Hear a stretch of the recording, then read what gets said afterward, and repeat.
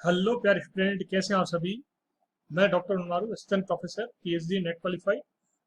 आज आप सभी को राजस्थान पटवार परीक्षा से संबंधित वीडियो पढ़ाने जा रहा हूं।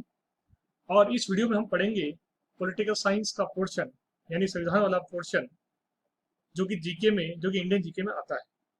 और उसमें आज हम पढ़ेंगे, टॉपिक है अनुसूचियां, जिसको इंग्लिश में बोलते हैं शेड्यूल्स। क्या बोलते हैं? शेड्यूल्स या अनुसूचियां। ठीक है। तो हम डिस्कस करेंगे इसके बारे में कि अनुसूचियां क्या होती है। हम डिस्कस करेंगे अनुसूचियां क्या होती है। ठीक है। तो देखिए, इसके अंदर सबसे पहले मैं आपको ये बता दूं कि अनुसूची होती क्या है। बेसिकली अनुसूची को इंग्लिश में बोलते हैं हम लोग शेड्यूल्स। और एक ऐसे सूची होती है, ऐसी लिस्ट होती है जिसमें कि कोई पर्टिकुलर सब्जेक्ट के बारे में, संविधान के पर्टिकुलर कार्य के बारे में बताया जाता है इसके अंदर, कि इसमें ये कार्य होगा, इसमें इस कार्य से संबंधित जो भी है निश्चित कार्य बताया गया, मतलब निश्चित वर्क, परमानेंटली जो वर्क होता है, निश्चित कार्य जो होता है और निश्चित जो अधिकार क्षेत्र होता है, वो इसमें बताया जाता है कि भाई हाँ, ये इस अनुसूची में ये चीज है। जैसे भारत की संवैधानिक भाषाएं जो है, जो ऑफिशियल लैंग्वेजेस है भारतीय संविधान की, वो अनुसूची 8 में दे रखी है। टोटल 22 है। ठीक है। तो इसी तरीके से अनुसूची होती है। तो हम वन बाय वन करके डिस्कस करेंगे अनुसूचियों के बारे में। हम वन बाय वन करके अनुसूची के बारे में डिस्कस करते हैं। ठीक है, कि अनुसूचियां क्या होती है। ठीक है। देखो, जो मौलिक संविधान, जो मूल संविधान था, उस मूल संविधान में कुल 8 अनुसूचियां थी। प्यारे बच्चों, मूल संविधान में 5 अनुसूचियां थी। कितनी अनुसूचियां थी? 5। 5 शेड्यूल्स थे इसके अंदर। ठीक है। लेकिन वर्तमान में अनुसूचियां बढ़ चुकी है। और वर्तमान में जो अनुसूचियां हैं वो है 12। वर्तमान में अनुसूचियां कितनी है? 12 अनुसूचियां वर्तमान में है हमारे संविधान के अंदर। ठीक है। अब हम डिस्कस करते हैं वन बाई वन से भी अनुसूचियों के बारे में। तो देखिए, अनुसूची प्रथम, फर्स्ट, अनुसूची 1 क्या कहती है?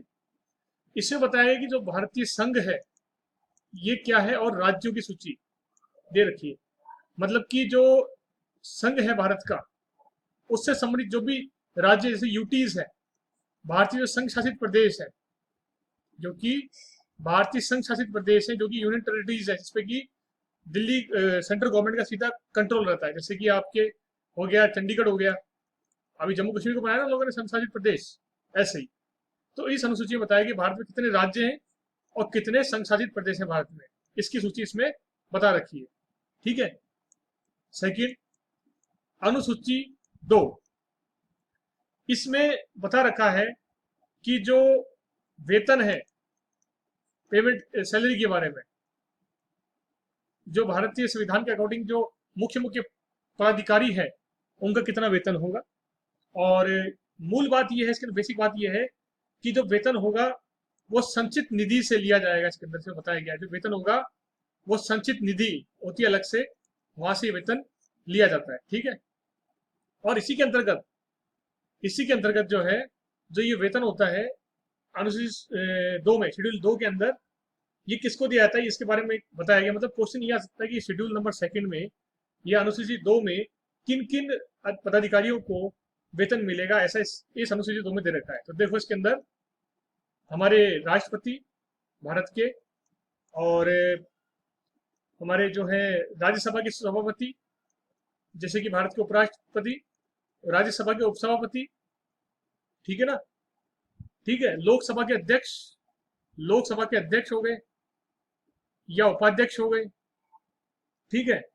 या सुप्रीम कोर्ट के जज हो गए, या नियंत्रण महालेखा परीक्षक हो गए, control attorney general of India, CAG हो गए। या फिर राज्य की देखें तो राज्य में राज्यपाल हो गए, गवर्नर हो गए, विधान परिषद के सभापति हो गए, उपसभापति हो गए। ठीक है। या विधानसभा के सभापति उपसभापति हो गए असेंबली के, या हाई कोर्ट के जज हो गए। इन सब के वेतन के बारे में अनुसूची 2 में बताया गया। आपके एग्जाम पूछ सकता है कि अनुसूची 2 में किस किस के वेतन के बारे में बताया गया। तो ये सभी के बारे में शेड्यूल नंबर 2 में, अनुसूची संख्या 2 में बताया गया है। बात क्लियर होगी आप सभी को। आगे चलते हैं। अब हम पढ़ते हैं इसके अंदर अनुसूची संख्या 3, वो भी महत्वपूर्ण है अनुसूची। अनुसूची संख्या 3, शेड्यूल नंबर 3।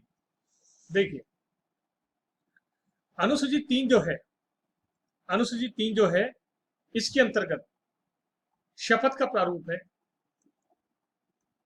शपथ का प्रारूप है कि शपथ जो है वो कौन कौन लेगा और किसके जैसी शपथ होगी कौन दिलाएगा। जैसे उदाहरण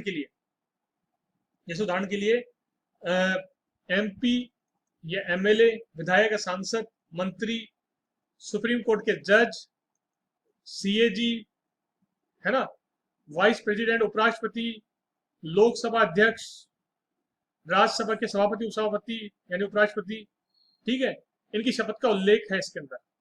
और ये बताया गया जैसे कि CAG, controller attorney general of India, महालेखा परीक्षक को शपथ कौन दिलाएगा, सुप्रीम कोर्ट के जज दिलाएंगे, ऐसा बताया गया इसके अंदर। ठीक है, क्लियर। और राष्ट्रपति की शपथ के बारे में हम जानते हैं अनुच्छेद 60 में है, उपराष्ट्रपति की शपथ है अनुच्छेद 69 में है। तो मूल रूप से शपथ जो है इसका उल्लेख है, जबकि ध्यान रखना इसके अंदर लोकसभा के जो अध्यक्ष है, उपाध्यक्ष है, राज्यसभा के जो सभापति है, उनके लिए अलग से कोई शपथ नहीं है, उनके अलग से कोई शपथ का उल्लेख नहीं है। ध्यान रखना, उनके अलग से कोई शपथ का उल्लेख नहीं है, उनके लिए शपथ का अलग से उल्लेख नहीं है, ध्यान रहे इसके अंदर। ठीक है, फिर बता दूं आपको एक बार दोबारा से, chief justice, CAG, MLA, MP, मंत्री, हाईकोर्ट के जज, सुप्रीम कोर्ट के जज, सीएजी, उपराष्ट्रपति, राष्ट्रपति की शपथ है। ध्यान रहे इसमें ये ध्यान रखने वाली बात है कि लोकसभा, राज्यसभा की जो है सभापति, उपसभापति की शपथ के बारे में इसमें उल्लेख नहीं किया गया है।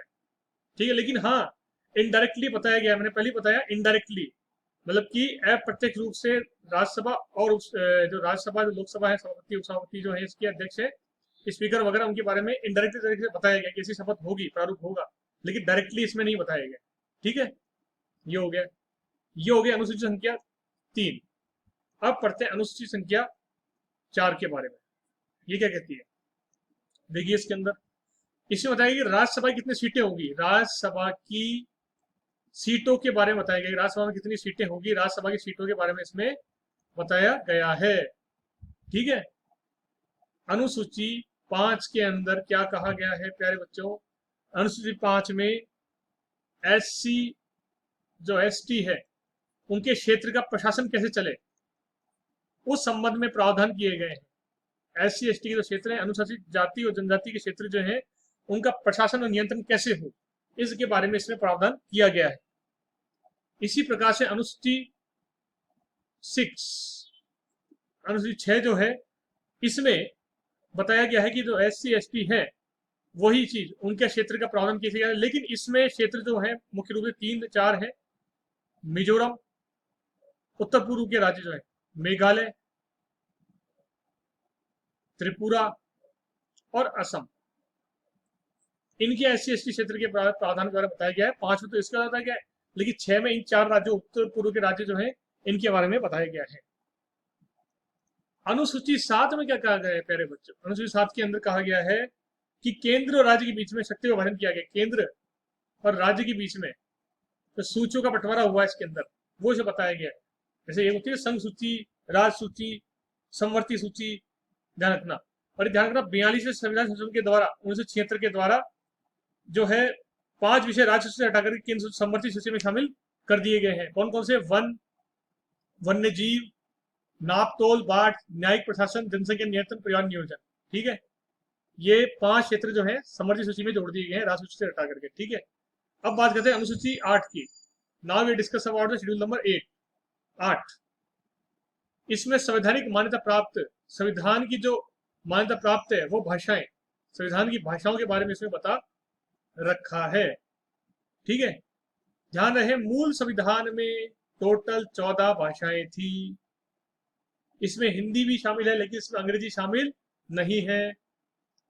15वीं भाषा, देखो 14 थी मूल, 15वीं भाषा कौन सी थी, सिंधी। कैसे जोड़ी गई, 21वें संशोधन के द्वारा 1967 के द्वारा जोड़ी गई।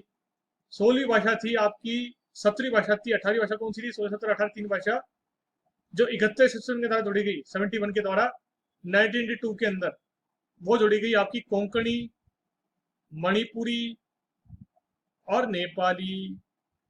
ठीक है, इसी प्रकार से 19वीं भाषा, उसी प्रकार से देखो अगली भाषा बताते हैं आपको। 19वीं भाषा जो है 20वीं, 21वीं, 22वीं।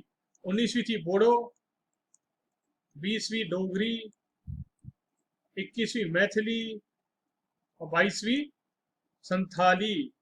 ये 4 भाषाएं जो है ये 92वें संविधान संशोधन के द्वारा 2003 में जोड़ी गई। ठीक है, बात क्लियर हो गई। अब बात करते हैं अनुसूची 9 की। नाउ ये discuss about the schedule number 9। इसमें बताया गया तो विधेयक होते हैं ना, विधेयकों का न्यायिक पुनरावलोकन नहीं होगा। विधेयकों का जुडिशियल रिव्यू, न्यायिक पुनरावलोकन नहीं होगा। विधेयकों का न्यायिक पुनरावलोकन नहीं होगा, अनुसूची 9 में बताया गया है। इसी प्रकार से अनुसूची 10 क्या कहती है? अनुसूची 10 कहती है कि दल बदलने वाले जो लोग हैं उनके खिलाफ कार्रवाई की जाएगी। तो दल बदल विरोधी कानून लागू किया गया। दल बदल विरोधी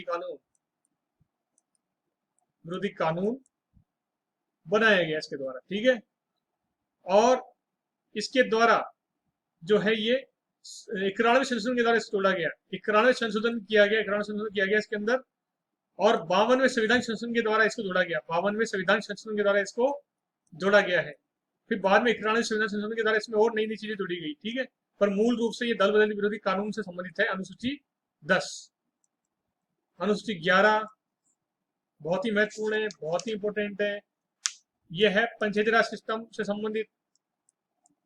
पंचायती राज जो सिस्टम है उनसे संबंधित है, पंचायती राज व्यवस्था से संबंधित है ये। ठीक है, इसमें क्या बताया गया? तो पंचायती राज सिस्टम में जो व्यवस्थाएं हैं, जो पंचायती राज सिस्टम में लोकल एडमिनिस्ट्रेशन है, उसके 29 विषयों के बारे में रखा है। 29 विषयों के बारे में इसमें बता रखा है। ठीक है, और 73वें संशोधन के द्वारा 1993 के द्वारा इसमें ये चीजें ये जोड़ दी गई अनुसूची।